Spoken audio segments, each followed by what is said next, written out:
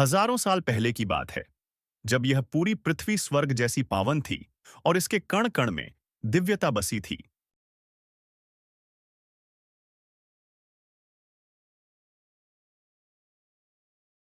अंजनेरी पर्वत की इन ऊंची चोटियों और हरे भरे वनों के बीच वानर राज केसरी और माता अंजना का सुंदर निवास था।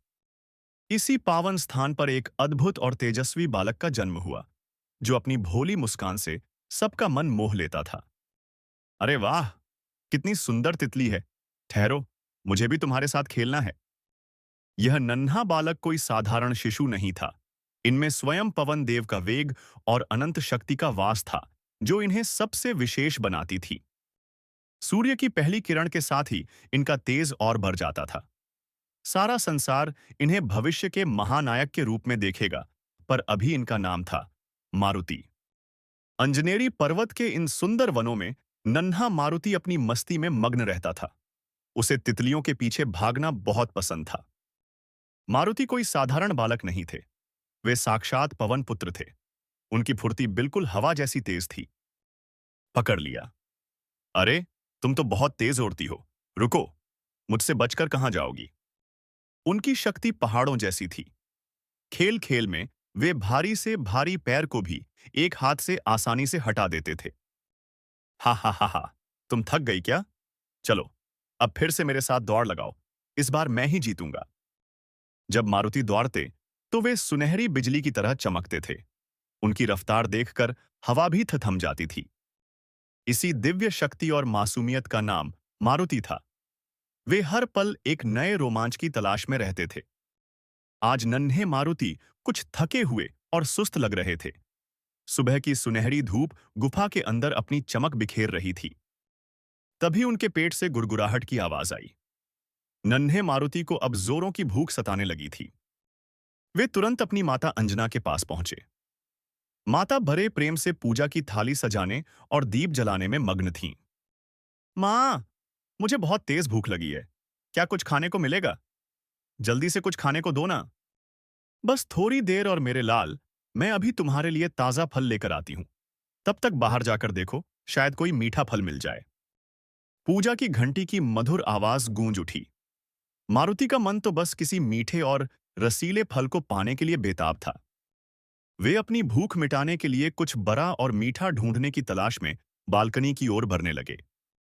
तभी बालकनी से उनकी नजर आसमान में चमकते हुए उस विशाल और लाल सूरज पर पड़ी, जो बिल्कुल एक बड़े फल जैसा था। नन्हा मारुति पहाड़ी की ऊंची चोटी की ओर बढ़ा। चारों तरफ धुंध थी और ठंडी हवाएं चल रही थीं। उसे बस अपनी भूख मिटानी थी। तभी क्षितिज पर उसकी नजर पड़ी। वहां एक विशाल लाल और चमकता हुआ गोल फल दिखाई दे रहा था। मारुति की आंखें आश्चर्य से चमक उठीं। उसे लगा कि इतना बड़ा और रसीला फल तो उसने पहले कभी नहीं देखा। वाह, कितना बड़ा और मीठा आम है! मुझे बहुत भूख लगी है। मैं इसे अभी खा लेता हूं।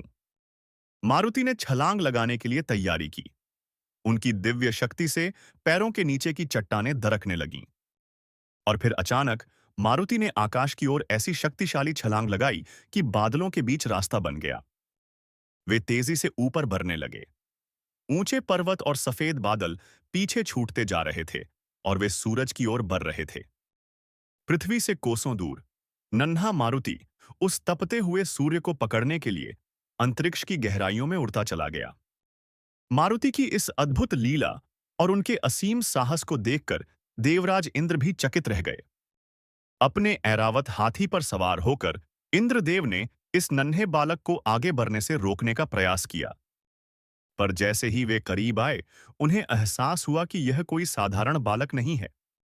यह तो स्वयं महादेव शिव के अंश हैं, जिनके लिए सूर्य की प्रचंड गर्मी भी शीतल हवा जैसी थी।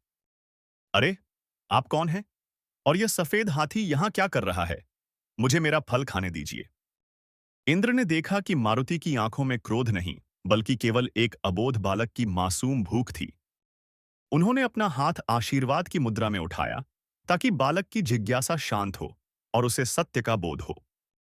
ब्रह्मांड की दो महान शक्तियां आज आमने सामने थीं और एक नए दिव्य अध्याय की शुरुआत हो रही थी।